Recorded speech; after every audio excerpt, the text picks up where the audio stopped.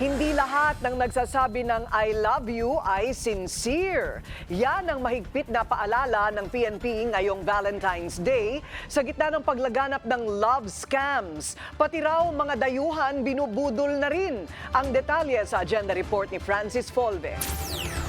Ngayong Valentine's Day, nababahala daw ang Australian Law Enforcement Agency sa isang love scam hub na nakabase sa bansa at target ang mga Australiano. Sa datos ng Australian Federal Police, aabot na sa 24 million Australian dollars ang perang natangay ng mga scammer.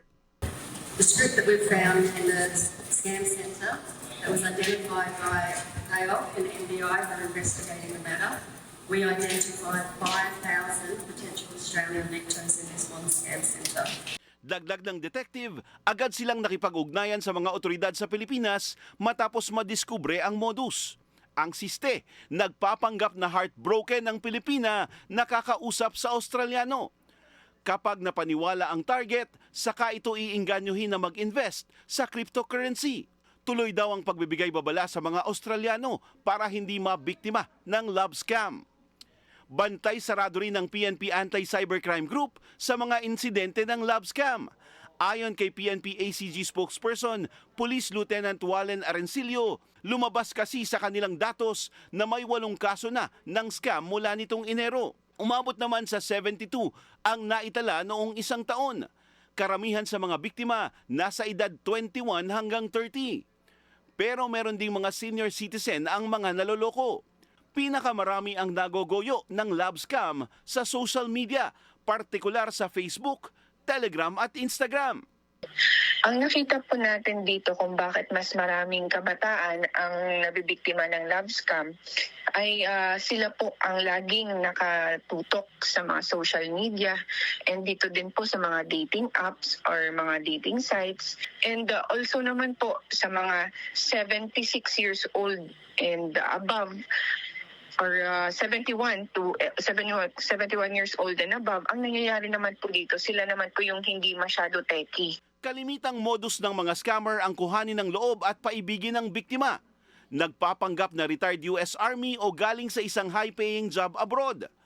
Pagkatapos ay kukumbinsihin ng online lover na magpapadala ito ng package. Pero ang catch, kailangang magbayad ni victim ng customs at delivery fees. Isa pang sistema sa panloloko ang paghikayat na mag-invest si victim sa cryptocurrency. Isa si Jay sa muntik mabiktima ng scam matapos makipag-chat sa isa umanong foreigner. Bigla siyang parang bigla lang pumasok sa telepg ko tapos sentang hi, gano'n. So, siyempre, nagtanong ako kung sino siya. Tapos, yun, napakilala, taga-Hong Kong daw siya. Tapos, paano mo nakuha contact number ko ako? Sabi niya, nag-search lang daw siya. Tapos, yun daming kwento-kwento. Matapos makapalagayan ng loob sa dalas ng pag-uusap, inalok na raw si Jay ng kachat na mag-invest sa negosyo. Pero hindi siya pumayag, kaya hindi siya naloko.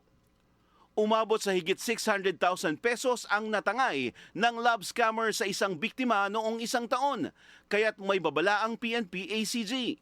Lalahanin po natin sa panahon ngayon, hindi po lahat ng nagsasabi ng I love you ay totoo. Ang iba po dito ay iba yung intensyon. Kaya mag-ingat po tayo sa mga social media interactions po natin. Sa mga nabiktima ng love scam o iba pang cybercrime, maaaring lumapit sa PNP Anti-Cybercrime Unit o mag-report sa pinakamalapit na police station sa inyong lugar. Para sa agenda, Francis Folve, Billionario News Channel.